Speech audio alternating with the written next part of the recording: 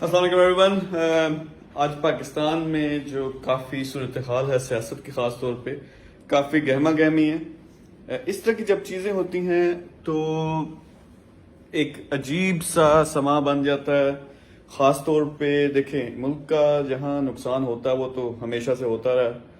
Businesses سارے، پھر وہ لوگ جو انٹرنیشنل لیول پہ ایفرٹس کر رہے ہوتے ہیں، بڑی عجیب سی چیزیں ہوتی ہیں. میں یہاں پہ تھوڑا سا کمنٹ کرنا چاہوں گا. دیکھیں، سیاستدان اور سیاست کیا ہے، پالیٹکس پہ میرا اپنا ایک نقطہ نظر ہے.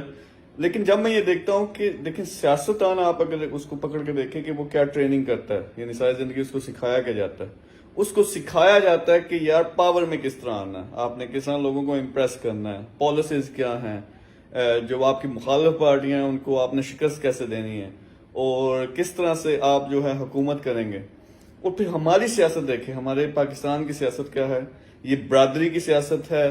یہ سیاست ہے کہ جو امیر ہے، جو بااثر لوگ ہیں پہلے جو حکومت کر سکتے ہیں، یہ ان کی سیاست ہے. یہ فرقہ واریت کی سیاست ہے. اور اس میں سارے کا سارا جو لوگوں کا، جو لوگ سیاست میں آ کر اوپر آنا چاہتے ہیں، حکمران بننا چاہتے ہیں. ہونا کیا چاہیے یار؟ سمپل سی چیز ہے کہ اگر فرض کریں وہ سیاستدان ہیں، وہ جو لوگ آ کے حکومت کریں گے، ان کو سیکھنا کیا چاہیے کہ ملک کو کیسے چلانا ہے، اس کی جو معاشی صورتحال ہے اس کو کیسے آگے لے کے چلنا ہے، غریبوں کو کیسے فائدہ پہنچانا ہے، اپنے ملک کو ایک سپر پاور کیسے بنانا ہے. تو یہ چیزیں تو وہ سکھائی نہیں جاتی. یعنی سکھایا کیا جاتا ہے کہ کس طرح مخالفوں کو آپ نے پچھاڑنا ہے. تو جس طرح میں نے کہا، میرا بڑا سخت نقطہ نظر ہے. یہ جب تک کامیاب لوگ، جب تک انٹرپرنورز، جب تک وہ لوگ جو ملک کا درد رکھتے ہیں، جب تک وہ لوگ جو واقعی جن کو ملک کے مسائل کا پتہ اور جن کے پاس سلوشنز ہیں، وہ لوگ جب تک آتے نہیں آگے، تو یہ مسائل بڑھتے رہیں گے. میں بالکل کنفیوز ہوں. آئی ڈونٹ نو، پیچھے امریکہ، پیچھے اسٹیبلشمنٹ ہے، پیچھے ہمارے اپنے جو لالچ ہے، جو ہمارے لوگ ہیں، جو سیاستدان ہیں، چاہے کوئی بھی ہے، دو نمبری ہے، کرپشن ہے. یہ سسٹم کیسے ٹھیک ہوگا؟ میرے خیال میں مجھے صرف ایک بات ہی پتا ہے کہ آپ جو دیکھ رہے ہو، آپ خود اپنی زندگی کو بدلو، امپروومنٹ لاؤ.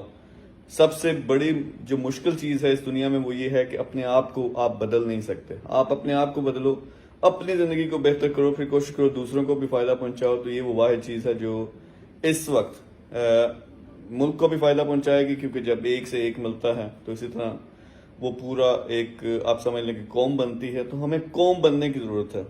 دوسرا مسئلہ کیا یار، جو بھی ہوا ہے، الیکشن ہونے ہیں، نہیں ہونے، ہوگا کیا آگے، قوم پوری روتی ہے. یعنی ویڈیوز بنتی ہیں، آپ ٹاک شوز پہ دیکھیں، پیسے ہو رہی ہیں، لوگ جا کے انٹرویوز کرتے ہیں بازاروں میں، اور لوگ جی یہ مہنگائی سے مر گئے ہیں، یہ مر گئے ہیں، وہ مر گئے ہیں.